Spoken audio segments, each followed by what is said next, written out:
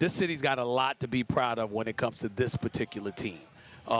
Jayson Tatum's the future. Jaylen Brown's the future. Marcus Smart's the reigning Defensive Player of the Year. My vote went to Mikal Bridges, but Marcus Smart had no problem with that. I know he deserves it. And Udoka, to me, was a Coach of the Year candidate. What he's done since the new year has been nothing short of outstanding.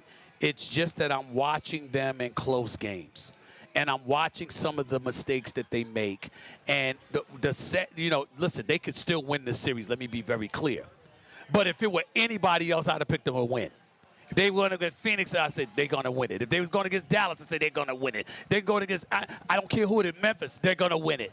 But when you're going against the Golden State Warriors, they're home run hitters. And when they hurt you, they really hurt you bad because of those threes. And more importantly, they can play some defense too. And on top of it all, they're not going to miss free throw shots when it counts. You're looking at Boston, you're missing free throws. You're turning the ball over at the wrong times. And those are primarily your two-star players. When you have the spacing correct and you are selfless, you feed it to an open Marcus Smart, he's hitting shots. You feed it to an open Al Horford, he can make those shots. You know, I understand White he hasn't looked good the last few games, don't get me wrong, but game one he looked pretty damn good. So I'm just looking at stuff like that. I'm like, you've seen what they can do. The amazing part about it to me is when Boston is messed up, they've messed up on their own. Right. It's like something's going well, and then they stop doing it. And it's like, wait a minute, it's one thing if somebody stops you, but when you stop yourself. You think they're just not ready? I think they're young. I think talent-wise they're ready for anybody. But I think that they're young, and to me, you'll win tonight because you'll run away with it. If it's a close game, you're going home. I mean, you're staying home. It's over.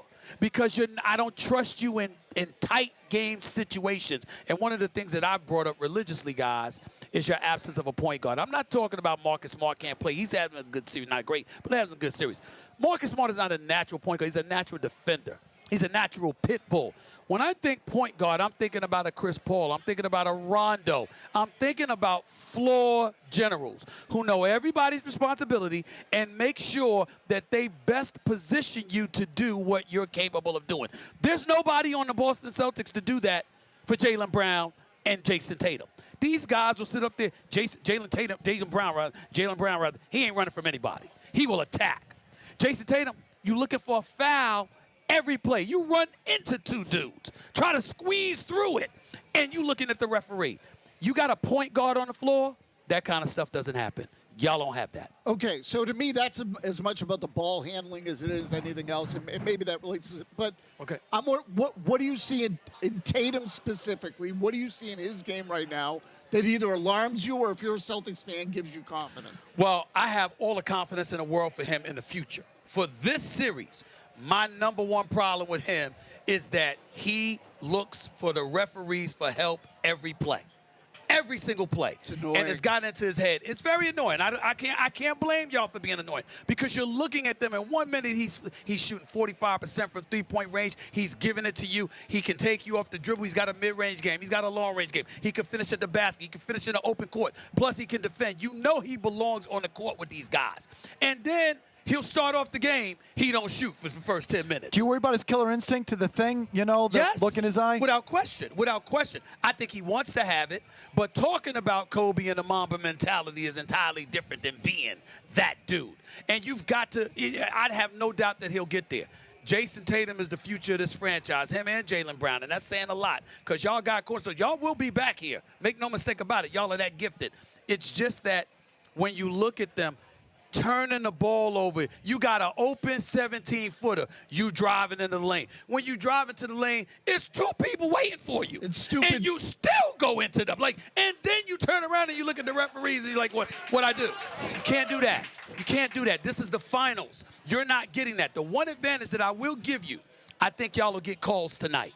And I think if there's a game 7, you'll get more calls. Why? Because they'll let you play more.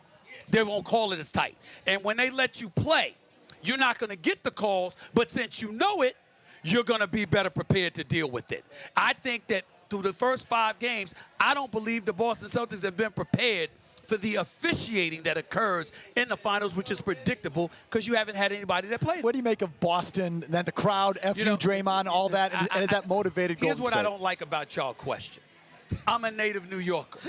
So the objective is supposed to be to lament and excoriate Boston fans at every turn. Here's my response. I think this is one of the greatest sports, if not the greatest sports town in America. I want to get to that because Mad Dog's list the other day. I want to get to it. I truly believe that. And so for me, the crowd going at Draymond and stuff like that, and you got people saying, I mean, damn, where's the decorum? I mean, his kid was right there. It's part of the deal. Listen to me.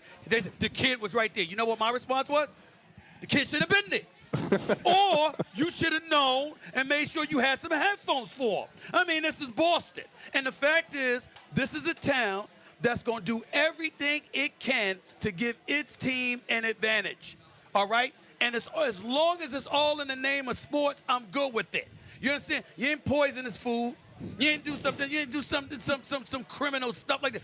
Y'all showed up in the arena and they heckled the living hell out of you to try to throw you off your game. Nobody's gonna do that better than Boston. You know it in advance. I applaud it. I have no problem with it, and I think that the heat that Boston fans have taken for it is, in fact, and categorically wrong.